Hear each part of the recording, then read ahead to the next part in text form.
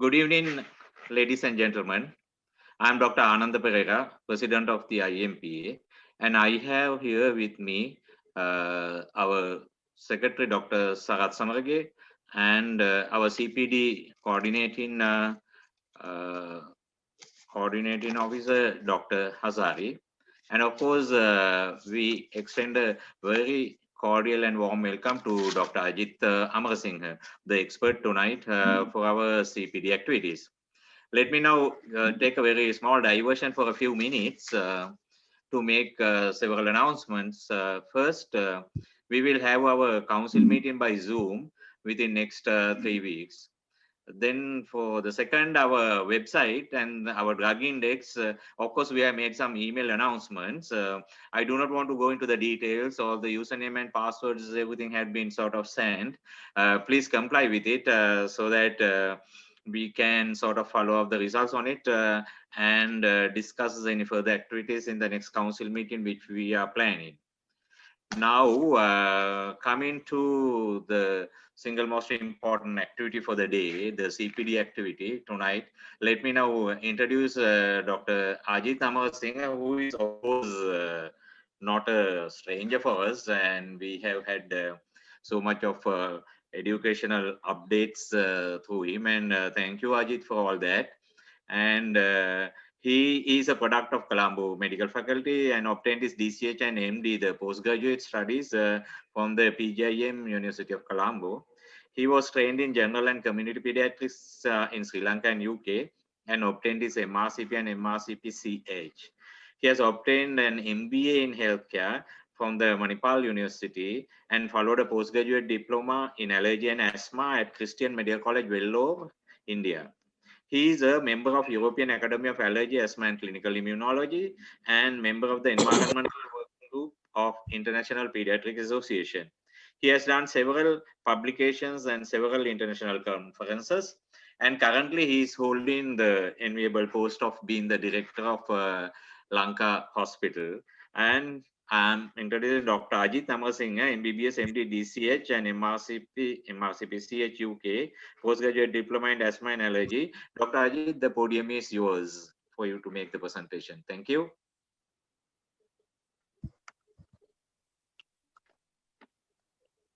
Thank you, Dr. Ananda Pereira, for that kind introduction. First of all, I would like to thank IMPA for organizing this webinar. And also, I would like to thank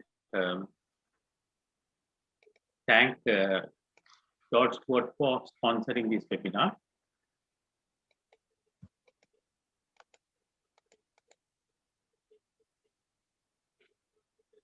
I hope you can see the screen. Is it clear? Yeah, it's clear.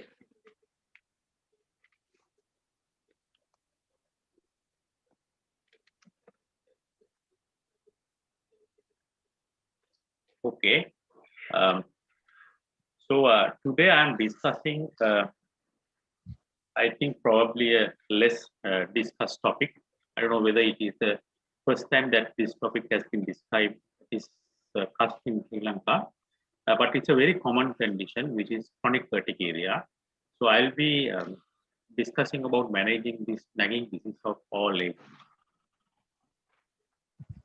Now, chronic urticaria is a condition characterized by development of wheals, hives, and or angioedema. So you can have wheals only or hives only, and together with angioedema. Angioedema is swelling.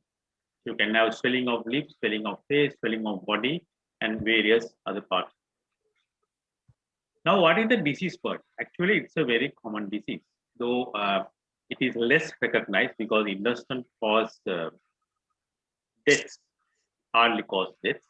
So the disease incidence is discussed in terms of this disability adjusted life years. So you can see it is 55.49 per 100,000 population. So I have done a comparison with acne vulgaris. So you can see it's about 1/4 of the incidence of acne vulgaris. So it's a quite common disease. Now, when it comes to urticaria, it is divided into two sections. You can have acute urticaria or chronic urticaria. Acute urticaria is urticaria or spontaneous wheals and angioedema both for less than 6 weeks. Chronic urticaria is the instance where you have this type of wheals or angioedema or both together for more than 6. So that is the first division that we have in this urticaria diagnosis. So when it comes to chronic urticaria, there are two types. You have chronic spontaneous urticaria and chronic inducible urticaria. I will describe what these are. What is the causative pathophysiology of urticaria? It is basically due to histamine release from mast cells, which can cause changes in the endothelial cells, which can cause leakage of fluid, and then it can cause bleeds. And also, it can also cause stimulation of sensory nerves, and you can get angioedema and pruritus. Now, there are many causes, many factors which can cause mast cell alteration or mast cell degeneration, which will in turn lead to histamine release. So you have chronic inducible urticaria. I will be describing about this later. And you can have different infections, many infections causing urticaria. You can have drugs causing urticaria. Stress is another factor which can cause urticaria. Food allergy. So that those are the extrinsic factors. When it comes to humoral or inside your body factors, you can have autoimmunity causing urticaria, autoallergy. I will also describe about this, and also antihistamine release, IgE release, which is type 1 hypersensitivity, which would cause urticaria. So type 1 hypersensitivity type of reaction where you have IgE release is not the only mechanism by which you can have urticaria. So it's a very important point to remember. When it comes to chronic spontaneous urticaria, what we mean by chronic spontaneous means it's a spontaneous appearance and the cause is unknown. So that is chronic spontaneous urticaria. When it comes to chronic inducible urticaria, the cause is known. We can identify the cause. So it can be cold urticaria. So these are all less identified causes of urticaria. So you can have a patient who is coming to you saying that in cold weather, there is itching of the body, hives in the body or angioedema. You can have delayed pressure urticaria due to pressure applied to the skin. Sole urticaria. You can have a person who is when he or she goes on hot sunlight, there can be a reaction to sunlight. Then you can have heat urticaria. Pure heat can cause urticaria. Vibratory angioedema is another condition. When you use a vibrating instrument, you can have urticaria. Cholinergic urticaria is the urticaria caused by physical exercises, spicy foods, or extreme emotions, so stressful conditions. And you can have contact urticaria where there's urticaria due to touch. And you can have aquagenic urticaria where people get urticaria when they touch water. So bathing, showering, sweating, crying, or rainfall. And then you have this symptomatic dermographism. I'll be describing about it at a later stage. Then there's a condition where urticaria is a specific type of urticaria, which is called urticaria pigmentosa. We very commonly seen most commonly seen in children, where there is pigmentation at the sites of urticarial rash. But this is a self-limiting condition. Most of the time, it is resistant to treatment, and you can have a child itching and having this type of dark patches.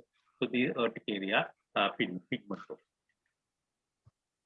Now, when it comes to the diagnosis of urticaria, what we will aim after you diagnose urticaria is to exclude differential diagnosis, to assess the disease activity and impact control, to identify the triggering or exacerbating factors and identify the underlying causes. And it's necessary that you differentiate urticaria from pseudo-urticarial conditions. I'll be describing it at a later stage. Urticarial dermatitis is another condition which can mimic urticaria. Insect bite reaction, so papular urticaria is another condition. Maculopapular eczema, which can happen after post-viral or post-drug reactions. also can cause urticaria, and autoinflammatory conditions also could cause urticaria. So it's important that when you take a history, you take a proper history with a patient who is having urticaria. Most of the time, patients, especially elderly patients who are having urticaria, are having it for years, like 5 years or 10 years, even 20 years. So it's very important that you take a proper history about the time of onset, frequency, variation, diurnal variation. When it comes to diurnal variation, it's very most of the patients have urticaria during evenings. Nobody knows why it happens so. An occurrence in relation to weekend, because through that you can identify whether there's a triggering factor. So what are the other physical symptoms? The shape and size and the distribution of particular rashes, association, and duodenum is also important to notice. Then you need to know about the provoking factors. Like as I told you, the inducible factors, as I told you about heat, cold, sunlight, various things, whether there's a family history of urticarial disease, and also about the stressful conditions or psychiatric conditions which can bring about, and what are the drugs the patient is having at the moment, and the relationship to the menstrual cycle, because there can be urticaria which is aggravated during the menstrual period. And also it's important for you to know about the impact it could have on the life. And also then you should decide about the diagnosis test after taking a proper history. Now these are the conditions which can mimic urticaria, but they are not actual real urticaria. A very common thing is a papular urticaria, where children get reactions to mosquito bites or insect bites, and they are mostly in exposed parts of the body. And when you look at the covered segment of the body, you can see that there is no urticaria rash. So through the examination only you can diagnose papular urticaria. Then you can have urticarial dermatitis, where a person who is having dermatitis, a dry skin condition, can have itching, and this can mimic urticaria. So it's also very important to notice, because urticaria dermatitis is a pure dermatological condition, whereas urticaria, chronic spontaneous urticaria and inducible urticaria are actually systemic diseases. Then you can have maculopapular rash, which can be due to post-viral or post-drug, but usually this type of maculopapular rash comes as an acute urticaria.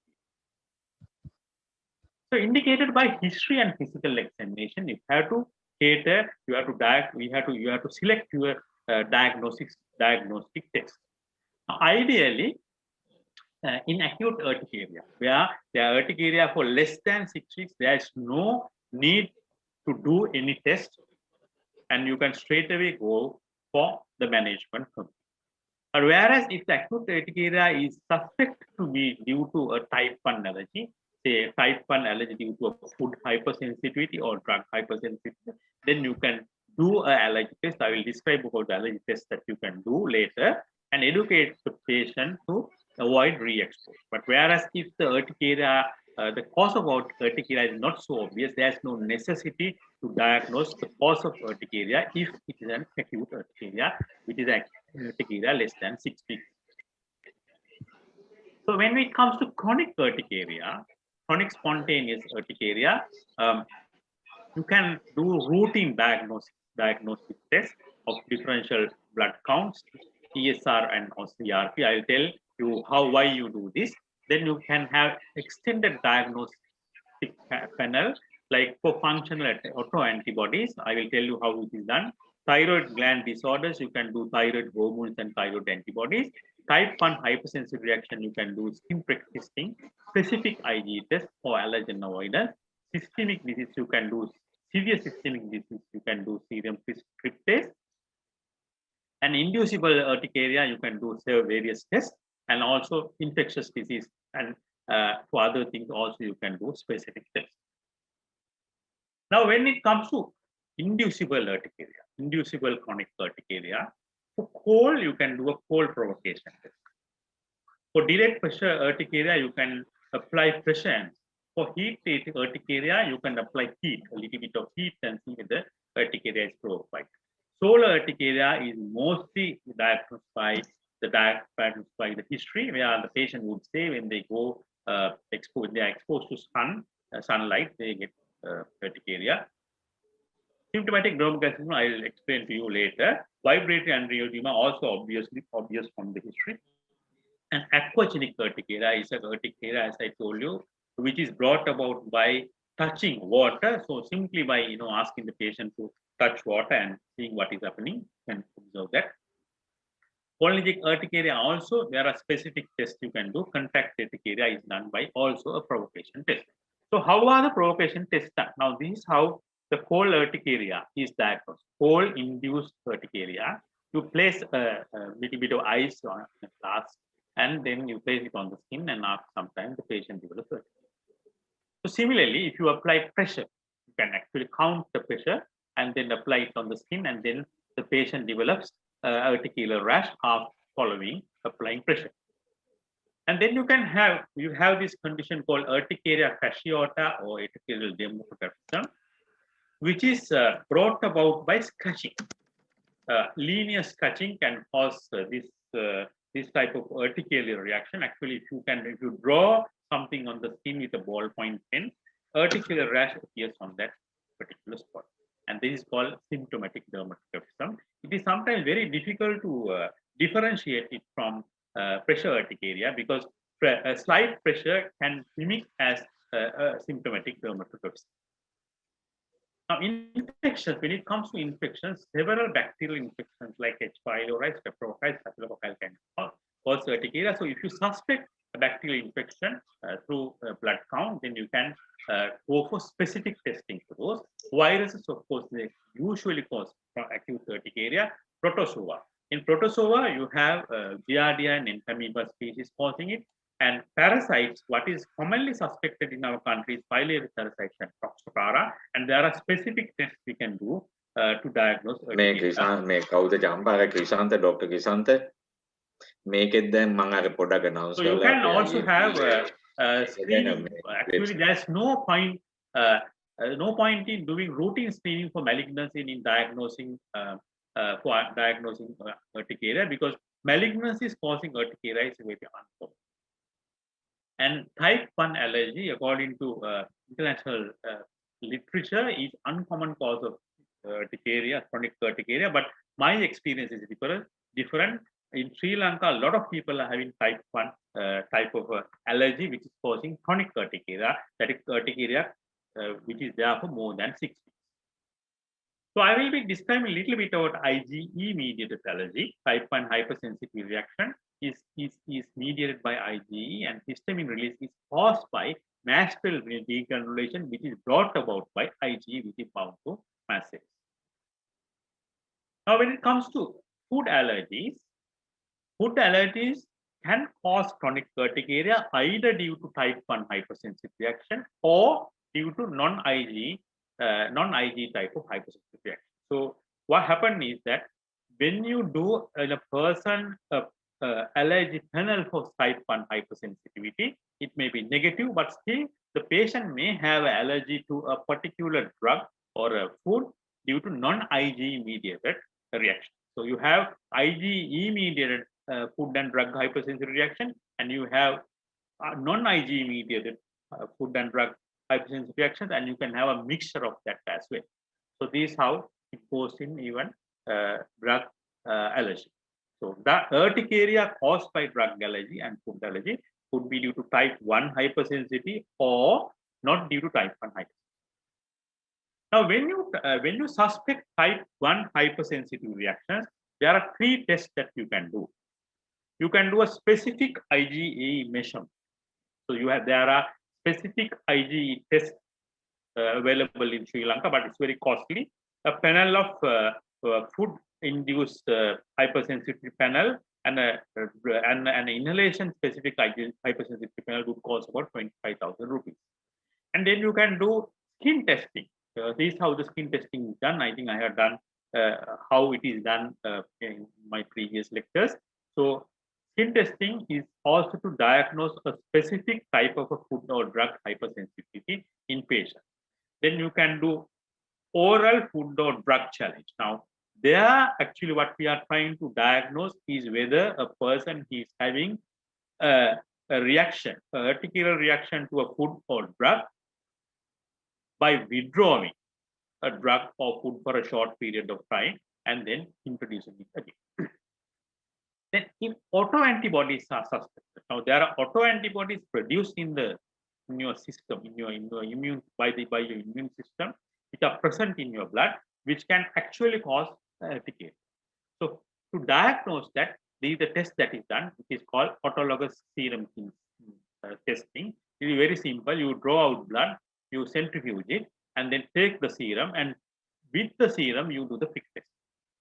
So the patient's own serum is used in the prick testing, and histamine and saline is used as control. And based on the reaction which is produced at the site of the prick with your own serum, autologous test is done, and then you can diagnose whether the person is having autoantibodies against his own cells, and also whether it is a positive urticaria.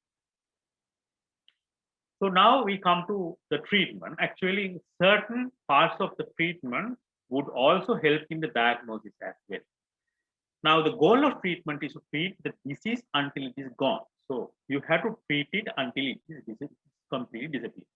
So that there are a few things that you can do. Pharmacological treatment is only a part of the treatment of urticaria. So one is identification and elimination of underlying causes, avoiding of aggravating factors, tolerance induction, and the last thing is pharmacological treatment. So there are 4 steps, but you may have to do sometimes 2 steps together to relieve the patient's symptoms. So we come to identification and elimination of underlying causes and avoiding of aggravating factors. So if you take to eliminate exact diagnosis, right? But sometimes the exact diagnosis may not be possible to diagnose. But if you are suspecting a thing like infection, you have to treat that initially. And also, the issue of this is that sometimes when you go on treating, not purely due to your treatment itself, but due to the fact that the spontaneous remission of urticaria can happen, it also can stop the disease. So what would you do when you suspect drugs that drugs are causing urticaria? When you suspect that drugs are causing drugs are causing, you can stop one drug at a time if it is possible and introduce another drug which has the same effect but belongs to another class. And also there are certain drugs which per se won't cause urticaria, but they aggravate the urticaria of others. So for example, you can have a person who is having urticaria, chronic spontaneous urticaria, which is actually not due to any identifiable cause. But whereas this person, when this person takes an NSAID, the disease gets aggravated. Therefore, you must try to avoid NSAIDs in such patients. So the cause is not NSAIDs, but NSAIDs are the aggravating factor in these patients. Then you have elimination and challenge testing for food and drug. So where you have to actually stop a drug or a food for 2 to 4 weeks and see whether the symptoms disappear. And when you introduce the drug, the symptoms reappear. So it's very easy to diagnose if you do this, but you have to eliminate or stop taking a food or drug for at least 3 to 4 weeks, 2 to 4 weeks. And if the symptoms appear immediately after introduction, it is very easy to diagnose. But there are situations where the drug or food can cause urticaria reactions about 7 to 14 days later. So in that instance, it's very difficult for us to diagnose whether it is caused by a particular food or drug by this simple elimination and challenge test. So when it comes to physical stimuli, so one thing is that to identify the physical stimuli must be strong enough. Now, sometimes it is not very obvious. Now, cold urticaria may not be very obvious. If you are exposed to a colder weather, which is not very cold, then it's very difficult to diagnose. For example, Now, if the outside temperature is 30, you go into a room about 27, you don't consider it as cold weather or cold temperature, but whereas it can trigger a critical reaction. So therefore, it's very difficult to diagnose. And also, even if you diagnose, some physical stimuli are very difficult to achieve. Very avoidance is very difficult to achieve. And also, even if you achieve, it's very difficult to maintain that particular condition for a long to maintain for a long period of time, because being in that particular environment is extremely difficult. And also sometimes, as I told you earlier, simple dermographism can be confused with pressure urticaria if the pressure that is applied and cause urticaria is very mild. So cold urticaria reduce the impact of wind. Solar urticaria, you can ask the patient to use umbrella or use sunscreen for exposed parts of the skin.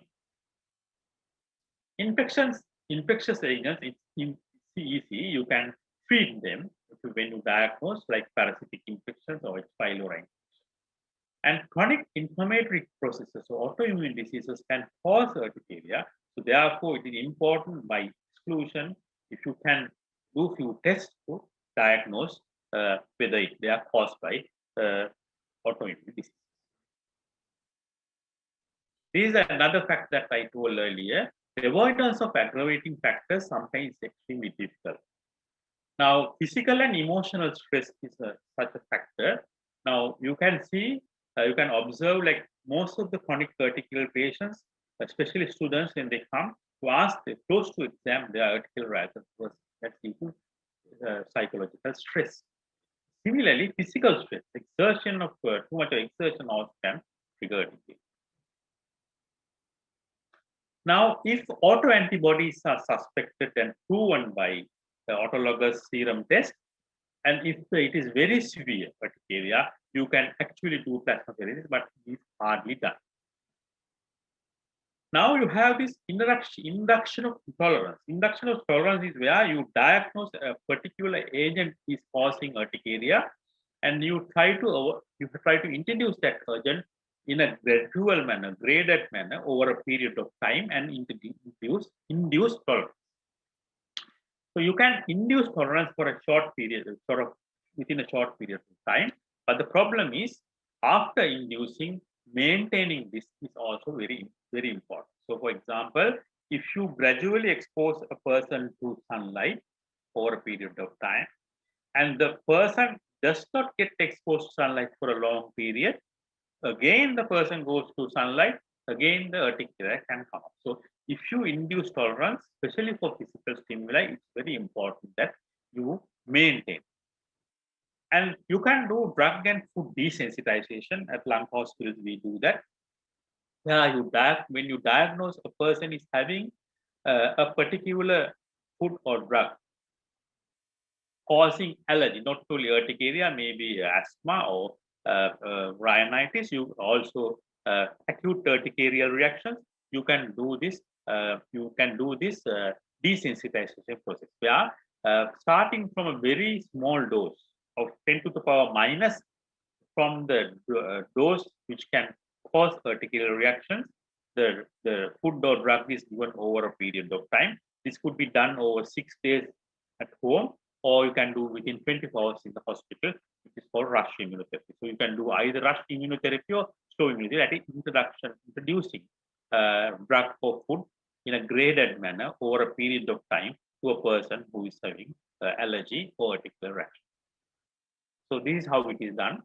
Dilutions are made and they are given to the patient.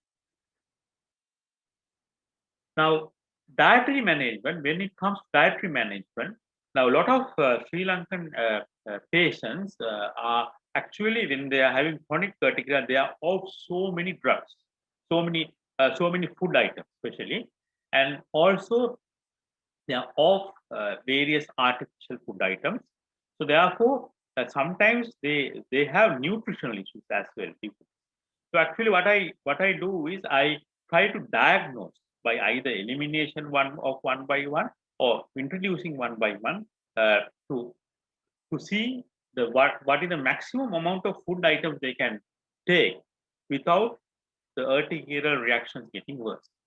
Now, there is this theory of artificial food causing urticarial reactions. It has not been 100% proven scientifically.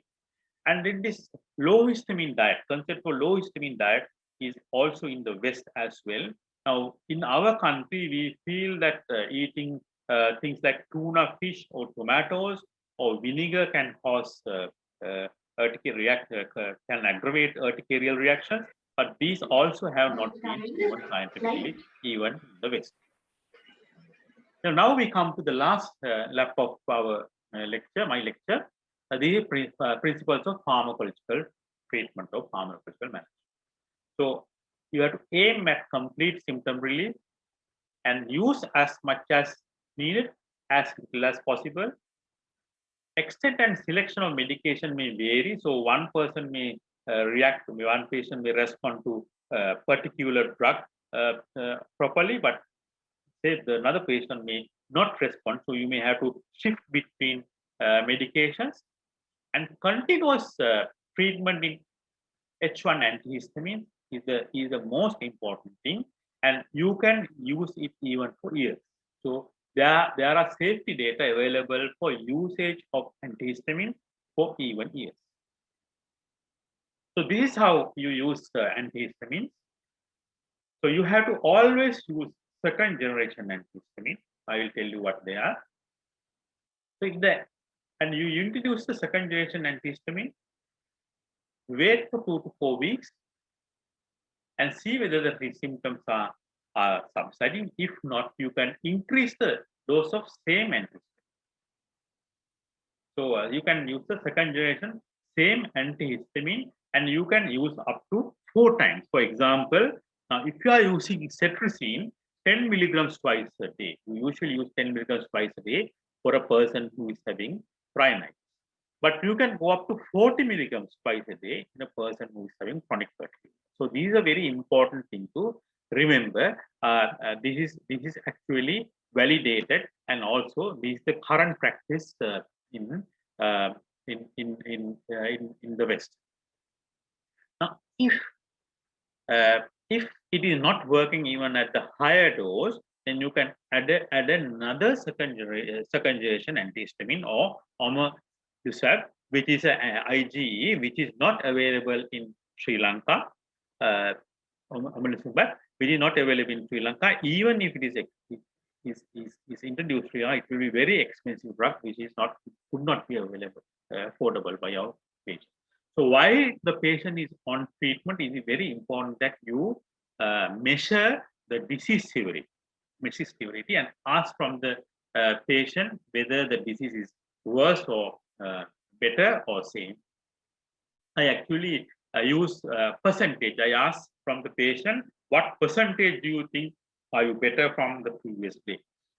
Because patients are not very good at remembering, number of wheels and all, but they are more accurate in saying how much of disease activity is less after beginning of treatment.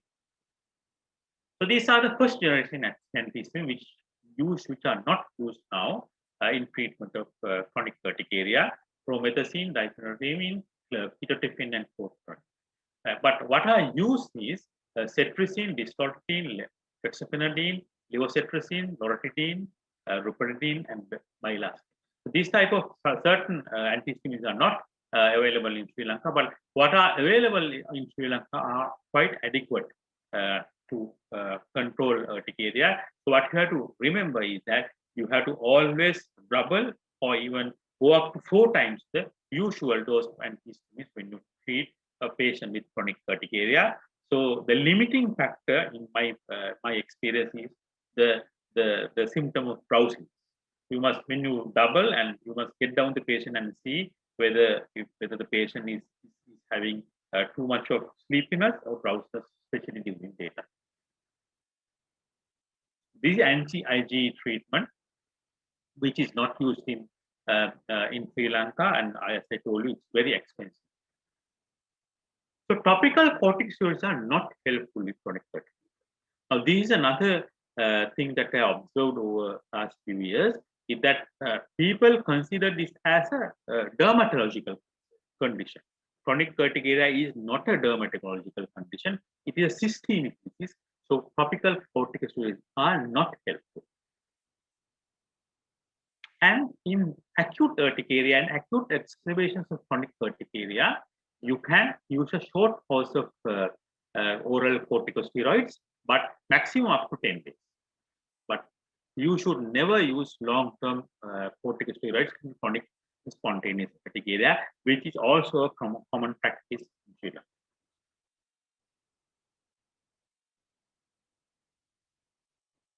Now, there are two other things which I have to mention here, is that vitamin D and chronic spontaneous urticaria. Now, it has been observed chronic urticarial patients, chronic spontaneous urticaria patients have significantly lower vitamin D levels. Now, when I do vitamin D levels in our country, you hardly get a person who has normal range of vitamin D. So therefore, vitamin D deficiency is a quite common thing in our country, and brown skin is a risk factor for vitamin D deficiency. So there is vitamin D deficiency. You have to do vitamin D supplementation. It has been observed that when you supplement with vitamin D, the chronic urticaria would disappear. But the actual dose has not yet been ascertained yet. So you can use vitamin D until the vitamin D levels become normal. In fact, with vitamin D treatment, very rapidly, vitamin D deficiency corrects itself. Then you come to this probiotics and allergy, which is an important topic which is developing. Now, gut is the largest immunological organ in our body, and gut microbiota plays an enormous amount of role in modulating our immunological system. Probiotics actually help in changing the dysbiosis or change in the gut microbiota that has happened either due to various foods or drugs, antibiotics that have been. So probiotics are useful in treating allergy. Evidence is developing now in countries like United States. They use it very regularly, and they use it for long time. Like, we can use it for months continuously, especially in adult patients. So now, after all this, talk, I think what is important for you to in your practice is that what kind of thing that you can do when you encounter a patient. What are the things that you can do when you encounter a patient with chronic urticaria? So one thing is that by history and examination, you can diagnose whether it's a chronic spontaneous urticaria or chronic congestive urticaria. So I told you how to differentiate and various factors which contribute to urticaria. Then when it is, if you diagnose chronic spontaneous urticaria, if it is chronic inducible urticaria, I told you what you have to do is simply remove the inducible triggering factor. So that is what you have to do. If it's sunlight, I told you what to do, pressure, different things you can do. So when it comes to chronic spontaneous urticaria, the first line of investigation I will do is a full blood count, CRP, vitamin D, and serum IgE. Now, these four investigations itself would cost about 15,000 per patient. It's quite expensive. So, because through these, you can actually you can do certain things to the patient. For example, by full blood count and a CRP, you can diagnose whether there is an infection or not, and what kind of infection you can have idea, especially by looking at the white cell count, eosinophil count, and the CRP level. Now, if it is vitamin D deficiency, simple thing you have to do is correct the vitamin D first. So you have to correct this first. Now, if the serum IgE, you do the serum IgE, so you do the total serum IgE. Now, these are all quite expensive. So I think it's about 5,000 rupees. And if it is high, that means that there is a type 1 hypersensitive type of reaction. So you can do a specific IgE test.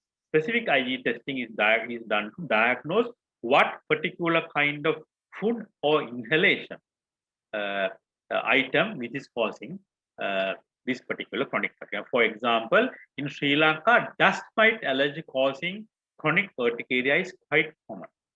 So you can, if you diagnose dust mite allergy, then you have to, what you have to simply do is take measures to reduce the dust mite. So if it is a particular food item, you remove that particular food item. Similarly, skin testing also can identify whether it's a dust or dust mite or food or whatever. Then you can do a filar antigen test and a Toxocara antibody level to diagnose whether it is a common worm, a visceral lava migrans, which is causing urticaria reaction. So you treat accordingly with anti-helminth medicine.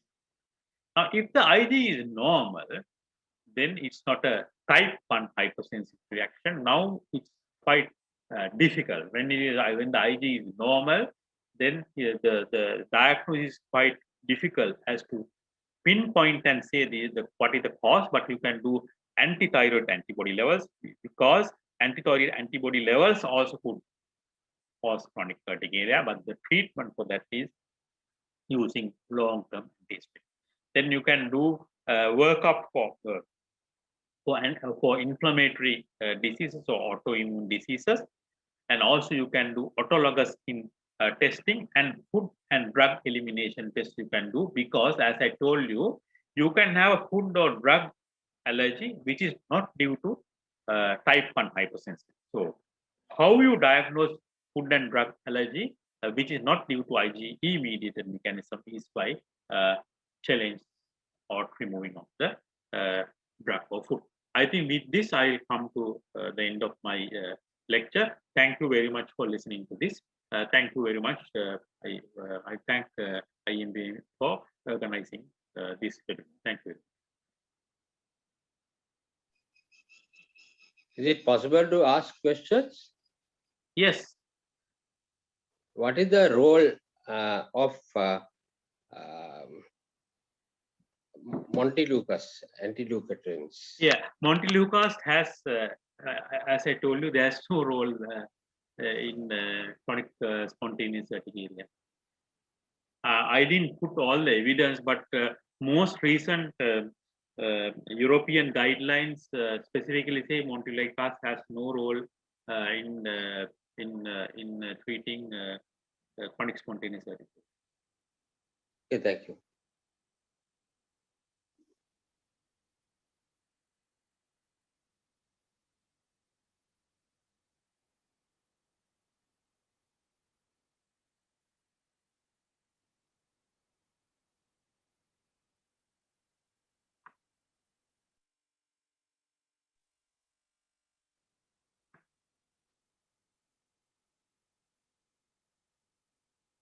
So can we conclude this then?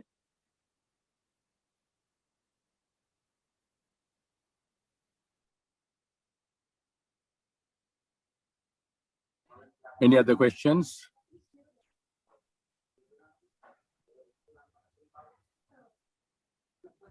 Yeah, Dr. Ananda Perera, President, had to leave for some important engagement. I'm Dr. Sarath Samarage, Joint Secretary, IMPA. So, are there anybody you can put in the chat box if you have any questions, or you can ask, unmute and ask. Yeah, I have a few questions in the chat box. Yeah. How to manage aquagenic urticaria? Now, it's a very difficult condition to manage. Now, aquagenic urticaria, because you have to touch water all the time. I have seen only 1 or 2 patients, so the treatment is long-term antihistamines. But usually, with a very small dose of antihistamines, you can manage these patients. And in chronic urticaria, if you use antihistamines for a long period, there is evidence there's something happening in the system which changes the urticarial mechanism. So, but it's very difficult to convince patients to use long-term antihistamines, not because of side effects, but people are simply scared to use a drug for a very long period. what I say is that if you are using antihypertensives, it's similar to using antihypertensives. The usage of antihistamine is similar to using in urticaria. There's another question. What about use of flexibilin? Flexibilin is also used. It is a second generation antihistamine. So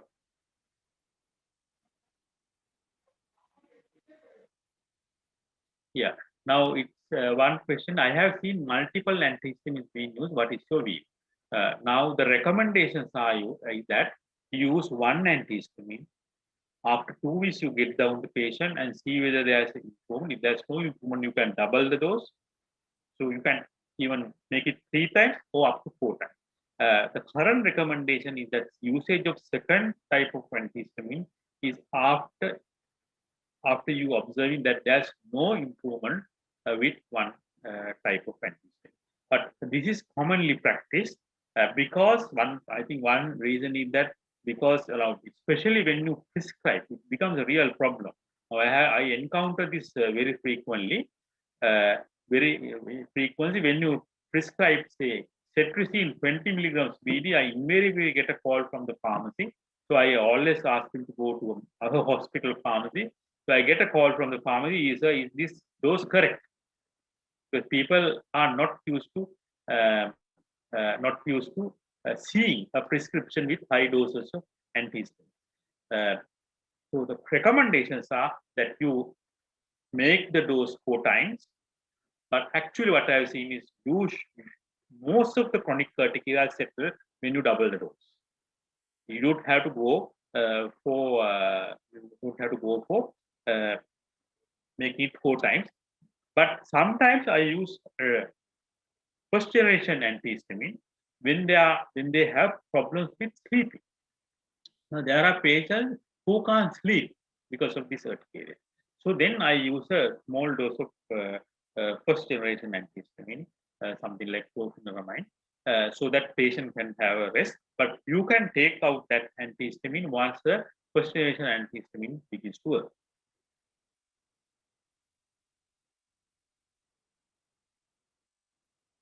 Any other questions?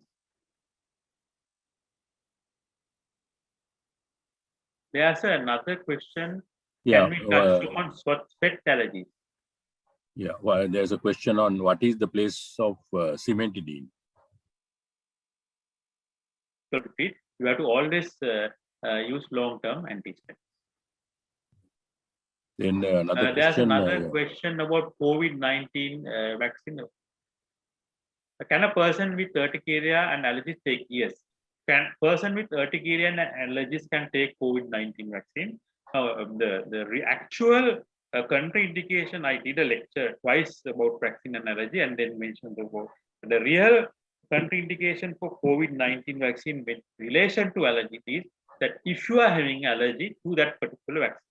But whereas the questionnaire given to patients, in that questionnaire given to patients before having the vaccine, the COVID vaccine, he asks whether you have allergies, and if the allergies are there, the doctor would not give the vaccine. So this is a wrong practice. Actually, I did a lecture at the vaccine forum also. They said that they will take up this issue with the epidemiology unit. And there's another question. What about drowsiness with high cetirizine use? Sorry? Yeah. Now, correct. Yeah. Now, cetirizine, though it is a second generation antihistamine, some people have a drowsiness. So, loratadine is a better option in that type of patient, or even fexofenadine. Don't know whether you answered this question. Can we combine 2 different second generation antihistamines? You can, you can, but before that, you have to double and even make it 3 times or 4 times the second generation antihistamine that you are using at the moment. Okay, that's all the questions we have. Let me conclude the session by proposing the vote of thanks. At the outset, let me thank our resource person, Dr. Ajit Amarasinghe, consultant pediatrician, Lung Hospitals, who gave us a very illuminating and a very useful presentation on urticaria, and also with a very interesting presentation. We thank you on behalf of the President and the members of IMPA. Let me extend our grateful thanks to Dr. Ajit Amarasinghe. And also a big thank you to all the participants who joined us online this evening. Hope you benefited from the session. And also a big thank you to our sponsors, George Stewart Health, for sponsoring this medical update program of IMPA. And also thank our moderator, President Dr. Anand Pereira, for giving the leadership and moderating this thing. Dr. Hazari, our coordinator for medical update programs. And finally, last but not least, our technical team, including Lakshika, who coordinated and provided us technical support and to have a successful webinar. So with that, let me thank each and every one of you who joined us and also supported this activity. I say big thank you and good night. Thank you very much.